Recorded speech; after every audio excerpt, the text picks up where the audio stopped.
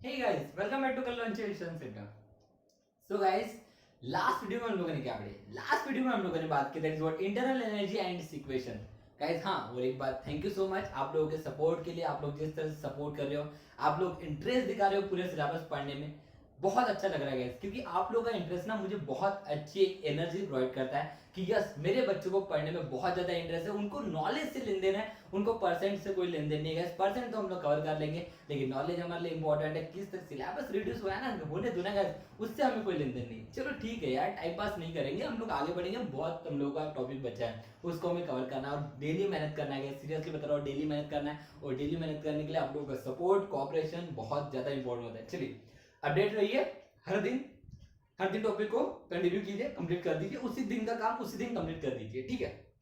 Okay चलिए guys, जैसे हम लोगों ने लास्ट वीडियो में बात की internal energy and it's equation. किसकी बात की गाइस?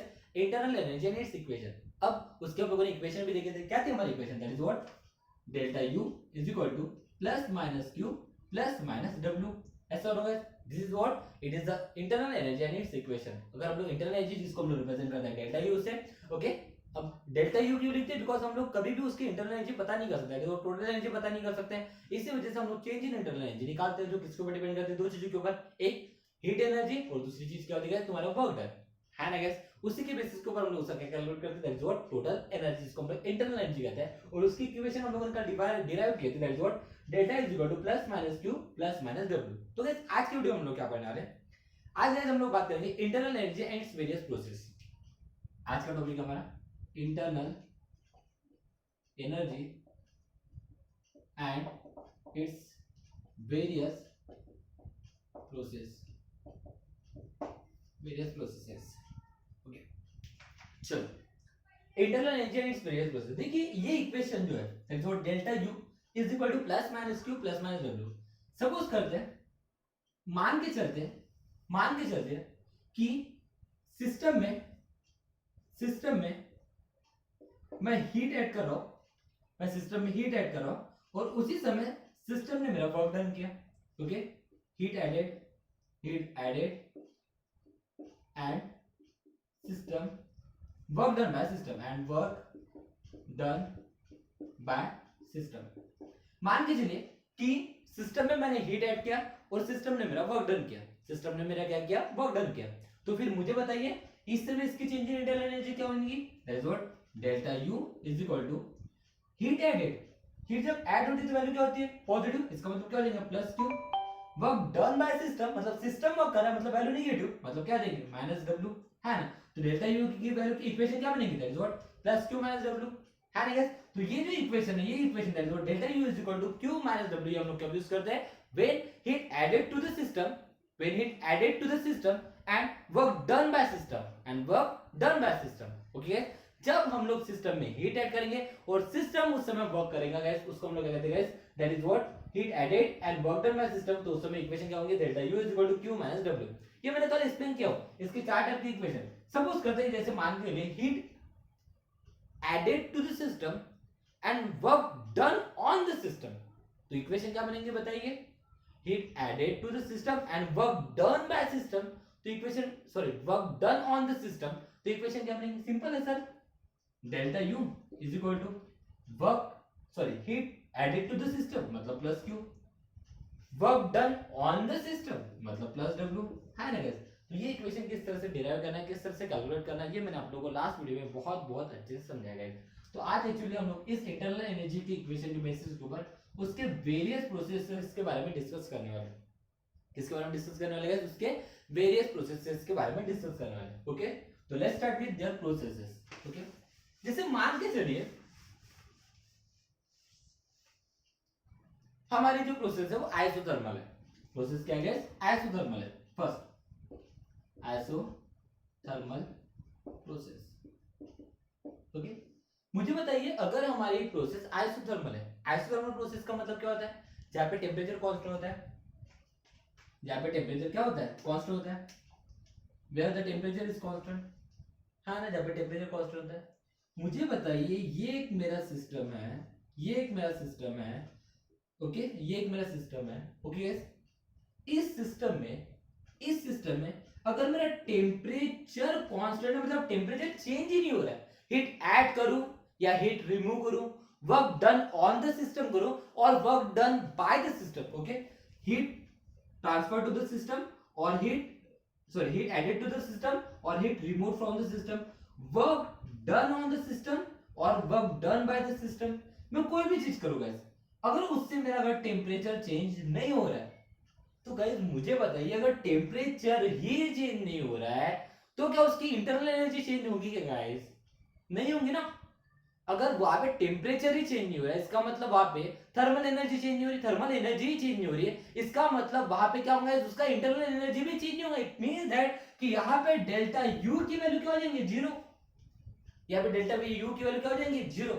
क्या बात कर रहे हैं हम लोग, आइसोथर्मल प्रोसेस की बात कर रहे हैं। अब आइसोथर्मल प्रोसेस में क्या होता है, टेम्परेचर कांस्टेंट होता है। अब टेम्परेचर कांस्टेंट होता है तो मैं वहां पे हीट प्रोवाइड करूं या हीट रिलीज करूं, उसके ऊपर वर्क डन करूं और सिस्टम ने के बाहर वर्क करना है, तो यहाँ पे कुछ भी करने के बाद अगर टेम्परेचर कांस्टेंट है, कुछ भी करने के बाद heat added to the system और heat remove from the system, work done on the system और work done by the system, किसी भी केस में अगर उसका टेम्परेचर ही कांस्टेंट है, टेम्परेचर ही चेंज नहीं हो रहा है, तो उसका मतलब उसका इंटरनल एनर्जी चेंज होगा क्या? इसका इंटरनल एनर्जी भी चेंज नहीं होगा, और इंटरनल एनर्जी चेंज नहीं होगा, इसका मतलब डेल्टा यू की वैल्यू क्या हो जाएंगी, जीरो। डेल्टा यू की वैल्यू क्या हो जाएगी, जीरो। ऐसा होगा गाइस, डेल्टा यू की वैल्यू क्या हो जाएगी, जीरो। तो हम जानते हैं कि वहां पे जो हमारी that is what internal energy की इक्वेशन क्या होती है, that is what delta U is equal to Q plus W, है ना। अब देखिए यहाँ पे हमारी इंटरनल एनर्जी क्या है, जीरो। अगर यहाँ पे इंटरनल एनर्जी जीरो, देयरफॉर क्या हो जाएगा, इसकी वैल्यू अगर जीरो है तो zero is equal to Q plus W हो जाएगा, है ना। तो इसको मैं क्या ले सकता हूं, therefore Q is equal to minus W, क्या ले सकते हो guys, Q is equal to minus W. तो इसका मतलब क्या है गाइस, इसका मतलब क्या है गाइस कि अगर किसी सिस्टम में टेम्परेचर कांस्टेंट है, अगर किसी सिस्टम में टेम्परेचर कांस्टेंट है, अगर किसी सिस्टम में टेम्परेचर कांस्टेंट है तो उसका इंटरनल एनर्जी कांस्टेंट होगा, और इंटरनल एनर्जी अगर कांस्टेंट है तो उस प्रोसेस में उस सिस्टम में क्या होगा गाइस कि अगर मैं हीट ऐड करता हूं, देखिए क्यू की वैल्यू पॉजिटिव है तो डब्ल्यू की वैल्यू नेगेटिव है, इसका मतलब अगर मैं वहां पे हीट एनर्जी ऐड करता हूं तो उस समय वो सिस्टम क्या करेगा गाइस, वर्क डन करेगा, उस समय वो सिस्टम क्या करेगा गाइस, वर्क डन करेगा। और अगर मान के चलिए मैं ये देखिए, अब वैल्यू तो दूसरी भी हो सकती है, दैट इज इनके प्लस माइनस होने की वजह से यहाँ पे दूसरी इक्वेशन ऐसी भी हो सकती है, इसको मैं ऐसे भी लिख सकता हूं ना, Q is equal to minus Q, sorry W is equal to minus Q।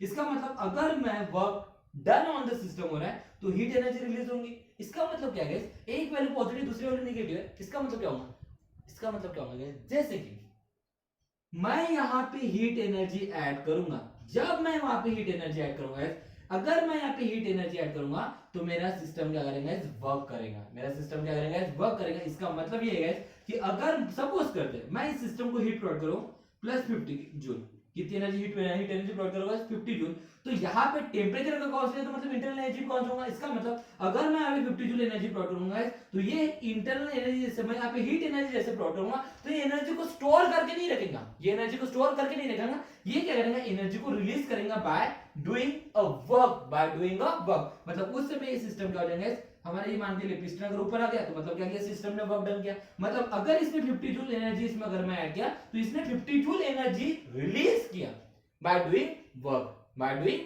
That is what Q is equal to minus W। मतलब अगर मैं वहां पे हीट ऐड करता हूं, heat added to the system, तो यहां पे क्या हो जाएगा, that is what work done by the system, उस समय सिस्टम क्या करेगा, वर्क करेगा, लेकिन ये कब होगा, जब मेरा टेम्परेचर कांस्टेंट है। सर एक काम कीजिए, कुछ एग्जांपल समझने की कोशिश कीजिए, ठीक है, एग्जांपल समझने की कोशिश करूंगा। जैसे मान के चलिए ये एक मेरा आइस का टुकड़ा है, ये मेरा क्या है, आइस का टुकड़ा है, ध्यान से देखिएगा, समझने की कोशिश कीजिए, ये मेरा एक आइस का टुकड़ा है, ओके, 0 डिग्री सेल्सियस के ऊपर, किसके ऊपर गाइस, 0 डिग्री सेल्सियस के ऊपर, 0 डिग्री सेल्सियस के ऊपर है, ये मेरा एक आइस का टुकड़ा है, ये मेरा एक आइस का टुकड़ा है, 0 डिग्री सेल्सियस के ऊपर है, कितने डिग्री सेल्सियस के ऊपर गाइस, 0 डिग्री सेल्सियस, और ये सॉलिड फॉर्म में, कौन से फॉर्म में गाइस, सॉलिड फॉर्म में। मैंने क्या किया, इसमें 50 जूल हीट एनर्जी प्रोवाइड किया, 50 जूल हीट एनर्जी प्रोवाइड किया। अब मुझे बताओ, इसको अगर मैं 50 जूल हीट एनर्जी प्रोवाइड करूंगा तो क्या होगा, सर ऑब्वियस ही थिंग है, ये हमारा वाटर में कन्वर्ट हो जाएगा, क्या में कन्वर्ट हो जाएगा, वाटर में कन्वर्ट हो जाएगा, दैट इज व्हाट, ये हमारा लिक्विड फॉर्म में हो जाएगा, ये भी वाटर ही है लेकिन ये सॉलिड फॉर्म में, ये लिक्विड फॉर्म में आ जाएगा, है ना। तो मुझे बताइए गाइस, अब ये जो कंटेनर में ये जो लिक्विड है गाइस, इसका टेम्परेचर कितना होगा, इसका टेम्परेचर कितना होगा। क्या क्या मैंने, ये सॉलिड में था, ये सॉलिड स्टेट में था मेरा, ठीक है, कौन, आइस, आइस मेरा सॉलिड स्टेट में था, उसमें 50 जूल एनर्जी प्रोवाइड किया, 50 जूल एनर्जी प्रोवाइड करने के बाद वो क्या हो जाएगा, लिक्विड स्टेट में आ जाएगा। तो अगर इसका टेम्परेचर 0 डिग्री सेल्सियस है तो इसका टेम्परेचर कितना होगा, टेम्परेचर 0 डिग्री सेल्सियस ही रहेगा, ये पहली कंडीशन। टेम्परेचर 0 डिग्री सेल्सियस से बढ़ेगा, ये दूसरी कंडीशन, या टेम्परेचर 0 डिग्री सेल्सियस से कम होगा। गाइस इसका भी टेम्परेचर 0 डिग्री सेल्सियस ही होगा, इसका भी टेम्परेचर 0 डिग्री सेल्सियस होगा। सर क्यों? गाइस मैंने सिस्टम को हीट एनर्जी प्रोवाइड किया, मैंने सिस्टम को हीट एनर्जी प्रोवाइड की, ये सॉलिड स्टेट में था, लेकिन अब ये लिक्विड स्टेट में, इसका मतलब इसका एक्सपेंशन हुआ है, यहाँ पे क्या हुआ, इसका एक्सपेंशन हुआ है। अरे भाई ये लिक्विड स्टेट में कन्वर्ट हो गया ना, लिक्विड स्टेट में कन्वर्ट हो गया, इसका मतलब मॉलिक्यूल का वहां पे एक्सपेंशन हुआ है, मॉलिक्यूल का एक्सपेंशन हुआ है, इसका मतलब सिस्टम ने क्या किया, वर्क डन किया, तभी तो लिक्विड स्टेट में कन्वर्ट हुआ है ना। तो मैंने उसको हीट एनर्जी प्रोवाइड किया और उसने क्या किया, वर्क डन किया, वर्क डन किया, इसी वजह से वो लिक्विड स्टेट में कन्वर्ट हो गया। तो यहाँ पे क्या हो गया कि अगर मैं वहां पे हीट एनर्जी प्रोवाइड करूं, उसने अगर वर्क डन कर लिया, तो उस समय उसका टेम्परेचर क्या रहेगा, ऑब्वियसली कांस्टेंट टेम्परेचर रहेगा ना, क्योंकि टेम्परेचर अगर कांस्टेंट रहता है, टेम्परेचर अगर कांस्टेंट होता है, अगर किसी आइसोथर्मल प्रोसेस में अगर टेम्परेचर कांस्टेंट होता है तो Q इक्वल क्या होता है, W माइनस W। इसका मतलब अगर मैं उसमें हीट ऐड करता हूं तो वो क्या करेंगे, वर्क डन करेगा, कौन करेगा, सिस्टम वर्क डन करेगा। इसका मतलब ये सॉलिड स्टेट में था, इसमें जैसे ही मैंने 50 जूल एनर्जी प्रोवाइड किया, ये भर से लिक्विड स्टेट में कन्वर्ट हो गया। इसका मतलब इसने क्या किया, सिस्टम ने वर्क डन किया, सिस्टम ने वर्क डन किया, तो इसने जितनी एनर्जी यूटिलाइज किया था उसने एनर्जी क्या किया, रिलीज कर दिया बाय डूइंग वर्क। इसी वजह से इसका टेम्परेचर क्या रहेगा, 0 डिग्री सेल्सियस रहेगा, क्योंकि इसने एनर्जी आने के बाद उसको क्या किया, वर्क डन के फॉर्म में रिलीज भी किया। तो इसका मतलब इसका टेम्परेचर अगर 0 डिग्री सेल्सियस, तो इसका भी टेम्परेचर क्या रहेगा, 0 डिग्री सेल्सियस। क्योंकि अगर मैं सिस्टम में हीट ऐड करूंगा और उसने वर्क डन किया, तो ये कब होता है, जब उसका टेम्परेचर कांस्टेंट होता है। क्या होता है, टेम्परेचर कांस्टेंट होता है। तो आइसोथर्मल प्रोसेस जहां पे टेम्परेचर कांस्टेंट होगा तो इंटरनल एनर्जी भी कांस्टेंट होगी। तो उस केस में क्या होगा कि मैं वहां पे हीट एनर्जी अगर ऐड करूंगा तो सिस्टम क्या करेगा, उसमें मैं वर्क करेगा। या फिर अगर मैं सिस्टम के ऊपर वर्क करता हूं तो उस समय वो हीट एनर्जी क्या कर देंगे, रिलीज कर देगा। Is that clear? लेकिन कब पॉसिबल है, जब मेरा टेम्परेचर क्या होता है, कांस्टेंट होता है। जब मेरा टेम्परेचर क्या होता है, कांस्टेंट होता है। ये है मेरी first process, that is what, isothermal process. कौन सी process guys, isothermal process. Is that clear guys? दिक्कत है कोई, समझ में आया गाइस? क्लियर है सबको, ध्यान में रहेगा? ओके चलो नेक्स्ट प्रोसेस बात करते हैं। नेक्स्ट मान के चलिए हमारे जो प्रोसेस है, जो आइसोकोरिक प्रोसेस। कौन सी प्रोसेस है, आइसोकोरिक प्रोसेस। ध्यान से देखिए गाइस, एक एक चीज समझने की कोशिश कीजिए। Okay, isochoric process, okay. Second isochoric process. अब आइसोकोरिक का मतलब क्या होता है, जहां पे वॉल्यूम कांस्टेंट होता है, जहां पे वॉल्यूम कांस्टेंट होता है, मतलब delta V is equal to क्या होगा, 0। ओके चलो देखिए, मान के चलिए एक मेरा सिस्टम है, पिस्टन लगा हुआ, गैस सिलेंडर है, ठीक है। अब ये वॉल्यूम कांस्टेंट करना है, वॉल्यूम कांस्टेंट करना है मतलब मैं क्या करूंगा, इसको पैक करके रख दूंगा, कोई भी एंगल में वॉल्यूम चेंज नहीं होना चाहिए, कोई भी एंगल में यहाँ पे वॉल्यूम चेंज नहीं होना चाहिए। ओके, वॉल्यूम कांस्टेंट कर दिया। ओके, अब वॉल्यूम कांस्टेंट करने के बाद क्या होगा, मान के चलिए मैंने यहाँ पे हीट एनर्जी प्रोवाइड किया, मैंने यहाँ पे क्या किया, हीट एनर्जी प्रोवाइड किया। ओके, मैंने यहाँ पे क्या है, हीट एनर्जी प्रोवाइड किया। तो मुझे बताओ, यहाँ पे अगर वॉल्यूम कांस्टेंट है, यहाँ पे वॉल्यूम अगर कांस्टेंट है, वॉल्यूम क्या है, कांस्टेंट है, तो जैसे मैं यहाँ पे हीट एनर्जी प्रोवाइड करूंगा, तो मुझे बताओ ये सिस्टम क्या वर्क डन कर पाएगा, सिस्टम वर्क डन कर पाएगा क्या, नहीं कर पाएगा ना, क्योंकि मैंने इसको लॉक करके रख दिया हूं, मैंने इसको क्या किया, लॉक करके रख दिया। मैंने इसको अगर लॉक करके रखा तो मैं यहाँ पे कितना भी टेम्परेचर बढ़ाओ, ये मेरा पिस्टन ऊपर जाने वाला है क्या, नहीं जाने वाला है, क्योंकि मैंने इसको लॉक करके रखा हो। तो अगर ये सिस्टम ऊपर नहीं जाने वाला है, इसका मतलब सिस्टम मेरा वर्क डन कर पाएगा क्या, नहीं। तो सिस्टम अगर वर्क डन नहीं कर पाएंगे, इसका मतलब W की वैल्यू यहाँ पे क्या होगी, 0। समझने की कोशिश कीजिए, मैंने क्या बोला, आइसोकोरिक प्रोसेस जहाँ पे वॉल्यूम कांस्टेंट होता है, वॉल्यूम कांस्टेंट होता है, इसी वजह से मैंने इसको पैक करके रखा। तो मैंने क्या किया गाइस, जैसे मैं यहाँ पे टेम्परेचर बढ़ाया, तो टेम्परेचर बढ़ाने के बाद क्या होगा, यहाँ पे क्या हो रहा है, इसका यहाँ पे प्रेशर तो बढ़ रहा है, यहाँ पे प्रेशर तो बढ़ रहा है, लेकिन ये सिस्टम वर्क डन कर पा रहा है क्या, नहीं, क्योंकि मैंने यहाँ पे लॉक करके रख दिया। तो वर्क यहाँ पे अगर ये सिस्टम वर्क डन नहीं कर पा रहा है, इसका मतलब यहाँ पे W की वैल्यू क्या हो जाएगी, 0। तो W की वैल्यू 0 होगी। तो हम जानते हैं इंटरनल एनर्जी की इक्वेशन क्या होती है, तो delta U is equal to क्या होता है, Q प्लस W, है ना। तो मैंने क्या किया गाइस, वॉल्यूम कांस्टेंट किया, वॉल्यूम कांस्टेंट किया, तो यहाँ पे W क्या हो जाएगा, कांस्टेंट हो जाएगा, W की वैल्यू 0 हो जाएगी, क्योंकि मेरा सिस्टम वर्क ही नहीं कर पा रहा है ना, सिस्टम वर्क ही नहीं कर पा रहा है, इसका मतलब W की वैल्यू क्या हो जाएगी, 0। तो देखो क्या हो जाएगा, delta U is equal to Q या डब्ल्यू क्यू जीरो होंगी कि समझ में है क्या? Delta V is equal to zero, volume constant है ना, वॉल्यूम कांस्टेंट, इसका मतलब ये ऊपर ही नहीं जा रहा है, ऊपर नहीं जा रहा है, इसका मतलब ये सिस्टम वर्क डन कर ही नहीं पा रहा है। मैं यहाँ पे एनर्जी तो प्रोवाइड कर रहा हूँ, लेकिन ये वर्क कर पा रहा है क्या? वर्क नहीं कर पा रहा है ना, वर्क नहीं कर पा रहा है, इसका मतलब वर्क डन की वैल्यू क्या हो जाएंगे? जीरो। इसका मतलब अगर delta U is equal to Q plus W है तो फिर यहाँ पे अगर डेल्टा बी जीरो होगा तो डब्ल्यू भी जीरो होगा, डब्ल्यू जीरो होगा तो मेरा क्या हो जाएगा? Delta U is equal to Q. क्या इक्वेशन बनेंगे? Delta U is equal to Q. इसका मतलब क्या हो जाएगा कि अगर मैं यहाँ पे इस सिस्टम में आइसोकोरिक प्रोसेस में अगर मैं हीट एनर्जी ऐड करता हूं, हीट एनर्जी अगर मैं ऐड करता हूं, एडेड हीट एनर्जी, अगर मैं यहाँ पे हीट एनर्जी ऐड करता हूं तो इसकी इंटरनल एनर्जी क्या होंगी? इंक्रीज होंगी। उसकी इंटरनल एनर्जी क्या होंगी? इंक्रीज होगी। अगर मैं यहाँ पे इस सिस्टम में आइसोकोरिक प्रोसेस में जब वॉल्यूम कांस्टेंट होगा तो वर्क डन भी जीरो होगा। इसका मतलब ऐसे टाइप के सिस्टम में अगर मैं वहां पे हीट ऐड करूंगा तो मेरी इंटरनल एनर्जी क्या हो जाएगी? गाइस बढ़ेगी। इंटरनल एनर्जी क्या हो जाएंगी? बढ़ जाएंगी। और अगर मान के लिए वहां पे हीट रिमूव करूंगा तो ऑब्वियसली इंटरनल एनर्जी डिक्रीज हो जाएंगे, इंटरनल एनर्जी क्या हो जाएंगे? डिक्रीज हो जाएंगे। लेकिन ये कब?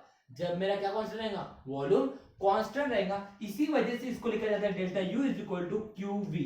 क्या लिखा जाता है guys? Delta U is equal to Q V. Q V का मतलब क्या होता है? Heat added to the system, heat added to the system at constant volume. Q V के इसका मतलब क्या होता है? हीट एडेड, रिमूव भी हो सकता है ना, हीट एडेड और remove from the, heat added to the system at constant volume, या फिर heat remove from the system at constant volume, heat added और remove from the system from to the system. चलो एक बार अगर मैं add के लिए लिख देता हूं तो रिमूव के लिए आप स्टेटमेंट खुद लिख सकते हो। Heat added to the system at constant volume, at constant volume. तो देयरफॉर आइसोकोरिक प्रोसेस में क्या होता है गाइस कि अगर मैं वहां पे आइसोकोरिक प्रोसेस में क्या होता है गाइस कि अगर मान के चलिए मैं वहां पे हीट ऐड करता हूं तो सिस्टम का इंटरनल एनर्जी बढ़ेगा, और अगर मैं वहां पे हीट रिलीज करता हूं तो उसकी इंटरनल एनर्जी क्या होंगी गाइस? कम होंगी। Is that clear guys? Is that clear? This is all about isochoric process. This is all about isochoric process guys. Okay? I hope so. इसमें आप लोग कोई डिफिकल्टी नहीं है, जल्दी से इसका स्क्रीनशॉट ले लीजिए, हम आगे बढ़ने वाले हैं। क्लियर है गाइस? तो चलिए नेक्स्ट प्रोसेस के ऊपर बढ़ते हैं गाइस। नेक्स्ट है हमारा that is what? Adiabatic process. Next है हमारा adiabatic process.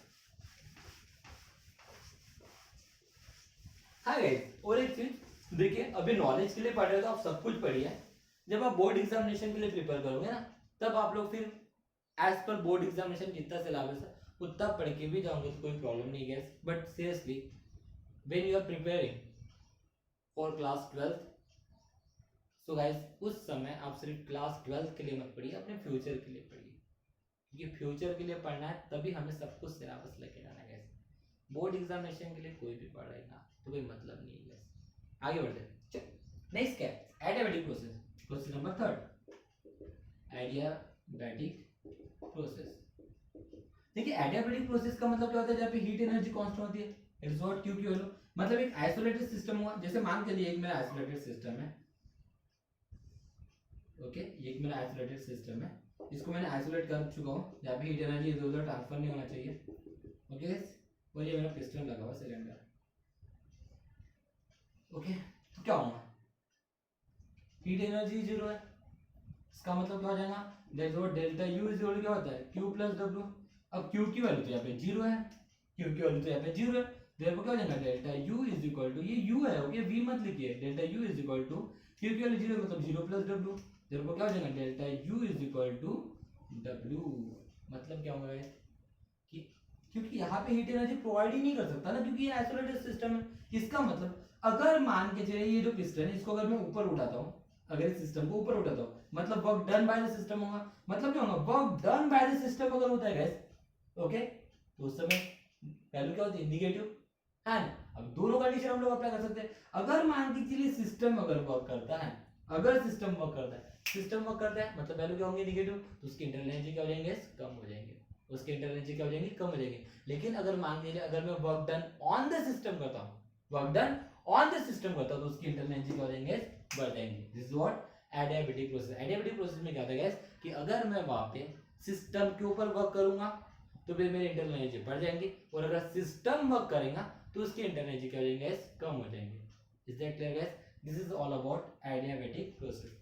And the last one guys but not least, बहुत important, that is what? Isobaric process. क्या है गाइस? Isobaric process. ओके, ये बहुत इंपॉर्टेंट चीज है, इसी वजह से मैंने इसको लास्ट में रख दिया. Fourth one, isobaric process. Isobaric का मतलब क्या होता है? जहां पे प्रेशर कांस्टेंट होता है. क्या होता है गाइस? प्रेशर कांस्टेंट होता है. Delta P is equal to 0. अब ध्यान से समझने की कोशिश कीजिए. एक चीज को समझाने के लिए मैं दो एग्जांपल लेगा. मान के चलिए ये एक मेरा कंटेनर है, ये एक मेरा कंटेनर है. ओके, या मेरा लिक्विड है. ओके, लेकिन ये ओपन कंटेनर है. ये क्या है? ओपन ओपन कंटेनर है. ओके, और दूसरा मैं एक और कंटेनर लेता हूं जहां पे फिर से मेरा लिक्विड है. ओके, लेकिन इसको मैं क्लोज करता हूं. क्या करता हूं? क्लोज करता हूं. ध्यान समझने की कोशिश कीजिएगा, बहुत इंपॉर्टेंट है. ये मेरा क्लोज कंटेनर है. Okay, close container. अब ध्यान दीजिए, मैं पहली केस में क्या कर रहा हूं. अब देखिए, ये मेरा एक ओपन कंटेनर है. हाँ, ओपन कंटेनर है, तो इसका मतलब ऊपर में ये ओपन इसका मतलब यहाँ पे कुछ ना कुछ एक्सटर्नल प्रेशर क्रिएट हो रहा होगा भाई. एटमॉस्फेयर है ना, एटमॉस्फेयर का प्रेशर तो गिरेगा ना उस वाटर के ऊपर. और एटमॉस्फेरिक प्रेशर कितना होता है? 1 atm. आइडियल कंडीशन अगर लेते हैं, क्या लेते हैं? आइडियल कंडीशन लेते हैं तो एटमॉस्फेरिक प्रेशर क्या होता है? 1 atm. ये मेरा P एक्सटर्नल हो गया. हाँ ना, ये क्या हो गया गाइस? मेरा P एक्सटर्नल हो गया. और ये एक्सटर्नल प्रेशर चेंज होगा क्या? नहीं, ये तो कांस्टेंट ही रहेगा. है ना, ध्यान से देखिए गाइस, समझने की कोशिश कीजिए. मैंने क्या किया, अब देखिए ये वाटर है, इसका मतलब यहाँ पे उसके सरफेसेस के ऊपर क्या होंगे? उसके पार्टिकल भी होंगे. मान के लिए मेरे पहली लेयर के पार्टिकल है, ये मेरे दूसरे लेयर के पार्टिकल है, उसके बाद ये मेरे तीसरे लेयर के पार्टिकल है. ऐसे लेयर पे पार्टिकल रहेंगे, है ना गाइस. अब मान के चलिए मैंने इस केस में क्या किया गाइस? टेम्परेचर प्रोवाइड किया. क्या किया गाइस? टेम्परेचर प्रोवाइड किया. ये आइसोलेटेड नहीं है ना, सबसे पहली बात, ये आइसोलेटेड नहीं है, नॉन आइसोलेटेड सिस्टम है. ओके, ये ओपन सिस्टम है. मैंने क्या किया? यहाँ पे टेम्परेचर प्रोवाइड किया. तो मुझे बताओ यहाँ पे टेम्परेचर प्रोवाइड करने के बाद क्या हुआ? सबसे पहले क्या होंगे? ऊपर वाली सरफेस के ऊपर जो हमारे पहले पार्टिकल होंगे वो वेपर फॉर्म में कन्वर्ट होंगे. हाँ, ऑब्वियस थिंग है ना, सबसे पहले ऊपर वाले पार्टिकल हमारे क्या होंगे? वेपर फॉर्म में कन्वर्ट होंगे. तो मान के चलिए ये जो मेरे ऊपर वाले सरफेस के ऊपर जो पार्टिकल है, ये सारे के सारे वेपर फॉर्म में कन्वर्ट हो गए. तो मुझे बताइए ये ऊपर चले गए सबके सब पार्टिकल. अब ये ओपन कंटेनर, इसका मतलब ये सब बाहर निकल रहे हैं. तो मुझे बताइए ये पार्टिकल ने जो प्रेशर, उसको जो अपोज करने वाला प्रेशर, वो कितना है? सब पार्टिकल कितना प्रेशर है? 1 एटमॉस्फेयर प्रेशर है. हाँ, सबके सब पार्टिकल जो ऊपर वाले सरफेस के ऊपर जो पार्टिकल है जो हमारे ऊपर जाएंगे, अब ये ओपन कंटेनर था इसलिए वो डायरेक्टली ऊपर जाएंगे, तो एटमॉस्फेयर प्रेशर कितना है? 1 atm. इसका मतलब सारे के सारे पार्टिकल कितना प्रेशर एग्जर्ट करेंगे, मतलब कितना प्रेशर को फेस कर रहा है? अपोजिंग फोर्स कितना है सब पार्टिकल का? 1 एटमॉस्फेयर, है ना. अब मान के चलिए मेरे पहले लेयर के पूरे पार्टिकल चले गए, तो मेरे दूसरे लेयर के पार्टिकल हमारे वेपर फॉर्म में कन्वर्ट होंगे. तो मान लीजिए अब यहाँ पे सेकंड लेयर के जो पार्टिकल ऊपर में जाएंगे, तो मुझे बताइए ये कितने एटमॉस्फेयर, मतलब ये कितने प्रेशर को मतलब अपोज करेंगे, मतलब इनको कितना प्रेशर अपोज करेंगे? ऑब्वियसली देखिए ना, ये ओपन कंटेनर है, तो ये भी जब सेकंड लेयर के भी जब पार्टिकल ऊपर जाएंगे वेपर फॉर्म में कन्वर्ट होके, उनको भी सेम प्रेशर को क्या करना पड़ेगा? फेस करना पड़ेगा. That's what 1 atmospheric pressure. मतलब इस केस में क्या हो रहा है? कोई भी लेयर के पार्टिकल वेपर फॉर्म में कन्वर्ट हो जाए या कन्वर्ट होके ऊपर जाए, उनको सेम प्रेशर को फेस करना पड़ेगा. हाँ, एस और नो एस. ये पहली केस. अब दूसरी केस पे आ जाइए. ये क्लोज कंटेनर है. ओके गैस, अब क्या है? ये मेरे पहले लेयर के पार्टिकल 1 2 3 4 5 6 7 बहुत सारे पार्टिकल हैं. हाँ, चलो कंसीडर करते हैं, चलते हैं. ये दूसरे लेयर के पार्टिकल, ये मेरे तीसरे लेयर के पार्टिकल. क्या हो रहा है गाइस? इस केस में ध्यान दीजिए, बहुत इंपॉर्टेंट चीज है बॉस, ध्यान नहीं दीजिए. मैंने यहाँ पे क्या किया? हीट प्रोवाइड किया. क्लोज कंटेनर है. क्या है? Close container. क्या होगा? जैसे मैं प्रेशर टेम्परेचर प्रोवाइड करूंगा तो क्या हो जाएगा? ये जो ऊपर वाले लेयर के जो पार्टिकल है ये वेपर फॉर्म में कन्वर्ट होंगे, लेकिन ये क्लोज है तो ये इसी कंटेनर में क्या हो जाएंगे बेटा? वेपर फॉर्म में कन्वर्ट. मतलब यहाँ पे क्या हो जाएंगे? वाइब्रेट रोटेट होते रहेंगे, है ना. यही पे रैंडमली मूव करते रहेंगे. मतलब ये जो पार्टिकल है ये वेपर फॉर्म में कन्वर्ट होके ये यही पे ये जो एम्प्टी स्पेस है उस एम्प्टी स्पेस में घूमते रहेंगे. है ना। तो जब ये पार्टिकल वेपर फॉर्म में कन्वर्ट होने के बाद इस एम्प्टी स्पेस में जब रोटेट होंगे तो हम जानते हैं कि जो हमारे वेपर मतलब गैसेस पार्टिकल होते हैं वो क्या करते हैं बेटा, प्रेशर एक्सर्ट करते हैं। इसका मतलब इसके पहले लेयर के जो पार्टिकल ऊपर चले गए तो यहाँ पे कुछ ना कुछ पहले प्रेशर था, इनिशियली कुछ ना कुछ प्रेशर था, इनिशियली वहां पे कुछ ना कुछ प्रेशर था, तो उन्होंने उस प्रेशर को मतलब क्या किया बेटा, फेस किया, है ना। लेकिन ये पार्टिकल वेपर फॉर्म में कन्वर्ट हुए, ये क्लोज कंटेनर, इसका मतलब वो यहीं पे कहीं तो रोटेट करेंगे। इसका मतलब अब ये जो ऊपर में जो फर्स्ट लेयर के जो पार्टिकल है ये ऊपर में जाने के बाद अब इन्होंने भी कुछ ना कुछ वहां पे प्रेशर एक्सर्ट किए होंगे, है ना। अब क्या किया, फिर से हीट बढ़ रही, तो अब सेकंड लेयर के पार्टिकल जो होंगे वो वेपर फॉर्म में कन्वर्ट होंगे। अब सेकंड लेयर के पार्टिकल जैसे वेपर फॉर्म में कन्वर्ट होंगे तो क्या होगा, ये भी जाएंगे। लेकिन अब ये जो सेकंड लेयर के पार्टिकल है, मुझे बताइए इनिशियल वहां पे जितना प्रेशर था उतने ही प्रेशर को ये फेस कर पा रहे क्या, उतने प्रेशर को फेस कर रहे क्या, नहीं गैस, इनिशियली जितना प्रेशर था उसको उतना प्रेशर को ये फेस नहीं कर पा रहे सेकंड लेयर के पार्टिकल, क्योंकि अब वहां पे इनिशियल प्रेशर तो था ही, पहले इनिशियल पहले प्रेशर था ही, लेकिन अब वहां पे पहले पार्टिकल भी आ गए, पहले लेयर के पार्टिकल भी आ गए, उनका भी प्रेशर है, मतलब वो इनिशियल प्रेशर था और जो सेकंड लेयर के पार्टिकल आ गए वो भी वहां पे रोटेट हो रहे हैं, उनका भी प्रेशर है। अब ये इतने बड़े प्रेशर को ये क्या कर रहे हैं, फेस कर रहे हैं। अब प्रेशर बदल चुका था, अब मान गए थर्ड लेयर के पार्टिकल जाएंगे, अब देखिए सेकंड लेयर के पार्टिकल गए वहां पे तो उन्होंने कुछ ना कुछ प्रेशर को मतलब फेस किया, अब वहां पे उनके वजह से भी तो वहां पे प्रेशर क्रिएट होगा, अब फिर से प्रेशर बढ़ चुका है। अब मान लीजिए अगर यहाँ पे थर्ड लेयर के पार्टिकल अगर जाते हैं तो क्या होगा, थर्ड लेवल के पार्टिकल अगर चले, इसका मतलब क्या हो गया, अब तो वहां पे इसको ज्यादा प्रेशर को फेस करना पड़ेगा, क्योंकि इनिशियल प्रेशर तो था, फर्स्ट लेयर का भी प्रेशर क्रिएट हो गया था, सेकंड लेयर के भी पार्टिकल का प्रेशर क्रिएट हो गया था, क्योंकि वो वेपर फॉर्म में कन्वर्ट हो गया था, मतलब गैसेस पार्टिकल बन चुके हैं, मतलब इधर उधर रोटेट हो रहे हैं, इधर उधर रोटेट हो रहे हैं, इसका मतलब अब वहां पे प्रेशर बढ़ चुका है गाइस। तो क्या यहाँ पे प्रेशर कांस्टेंट है, नो गाइस। तो जब भी हम लोग प्रेशर कांस्टेंट की बात करेंगे, जब भी हम लोग प्रेशर कांस्टेंट की बात करेंगे तो हम ऑलवेज बात करेंगे दैट इज एक ओपन कंटेनर की, किसकी बात करेंगे, ओपन कंटेनर की। इज दैट क्लियर गाइस, किसकी बात करेंगे, ओपन कंटेनर की।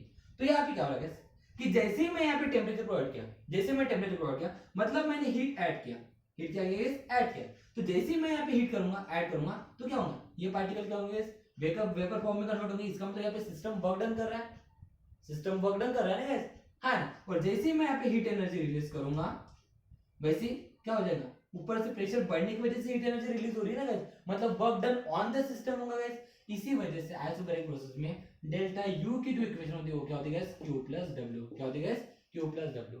अब यहाँ पे Q पॉजिटिव भी हो सकता है, Q नेगेटिव भी हो सकता है, heat added to the system हो सकता है, heat release from the system हो सकता है, heat added to the system हो सकता है, heat release to the system हो सकता है, work done by the system हो सकता है, और work done on the system हो सकता है। यहाँ पे प्लस माइनस वैल्यू कुछ भी आ सकती है गाइस, हमने बस कंसीडर किया that is what delta U is equal to Q plus W। आप प्लस माइनस लिख सकते हो, इज दैट क्लियर। इसका मतलब इस इक्वेशन में आइसोबैरिक प्रोसेस में कोई भी चेंज नहीं होगा। तो आइसोबैरिक प्रोसेस में क्या होता है गाइस कि यहाँ पे प्रेशर कांस्टेंट होता है, लेकिन इक्वेशन क्या रहेगी, that is what delta U is equal to Q plus W equation है गाइस, ओके। बट ये Q क्या है, ये Q सबसे इंपॉर्टेंट चीज, ये Q क्या है गाइस, ये जो Q है ना, ये heat energy added to the system, positive लिखा है ना, heat added energy added to the system at constant pressure है ना। इसी वजह से इसको क्या लिखा जाता है बेटा, QP, क्या लिखा जाता है गाइस, QP। याद कीजिए आइसोकोरिक प्रोसेस के समान, heat added to the system at constant volume था, ये क्या है, heat added to the system at constant pressure, okay. और heat added to the system at constant pressure को कहा जाता है guys, that is what enthalpy. क्या कहा जाता है गाइस, एंथैल्पी। एक नया वर्ड यूज करा हुआ है जिसको हम लोग रिप्रेजेंट करते हैं एस से, कैसे रिप्रेजेंट करते हैं गाइस, एस से। इसके बारे में हम लोग पढ़ने वाले हैं, लेकिन एंथैल्पी का मतलब क्या होता है आप याद रख लीजिए, बाद में हम लोग इसके बारे में एक्सप्लेनेशन देंगे। एंथैल्पी का मतलब क्या होता है, heat energy added to the system, heat energy added to the system at constant pressure, heat energy added to the system at constant pressure को ही कहा जाता है बेटा एंथैल्पी। क्या कहा जाता है guys, enthalpy. That is what isobaric process, that is what equation कहते हैं delta U is equal to Q plus W। लेकिन यहाँ पे Q मतलब क्या होता है, QP, और ये QP का मतलब इंडिविजुअली क्या होता है guys, that is what heat energy added to the system at constant pressure, और इसी को हम लोग क्या कहते हैं, दैट इज व्हाट एंथैल्पी। क्या कहते हैं गाइस, एंथैल्पी, जिसको हम रिप्रेजेंट करते हैं एस से। इसके बारे में हम लोग बाद में पढ़ने वाले हैं। आज तो हम लोग सिर्फ क्या पढ़े, internal energy and its various process. तो हम लोगों ने इसके चारों प्रोसेस पढ़ लिए, that is what isothermal process, isochoric process, adiabatic process and isobaric process. और चारों प्रोसेस क्या क्या कंडीशन होती है उनकी, ये मैंने कंडीशन एक्सप्लेन किया गया। बहुत इंपॉर्टेंट लेक्चर था, बहुत अच्छे समझने की कोशिश कीजिए, बिकॉज इसी लेक्चर के ऊपर हम लोग अब नेक्स्ट पोर्शन पढ़ने वाले हैं। अब जितनी भी चीजें हम लोग पढ़ने वाले नहीं है यहाँ पे रिलेटेड है, और बहुत इंपॉर्टेंट पोर्शन चल रहा है, हमारा मेन टॉपिक अभी चल रहा है एक्चुअली, और एक भी चीज को आप मत छोड़िएगा। तो चलो ठीक है, यहाँ पे लेते हैं हम लोग, अलविदा guys, thank you so much, have a nice day, welcome back to again next lecture में।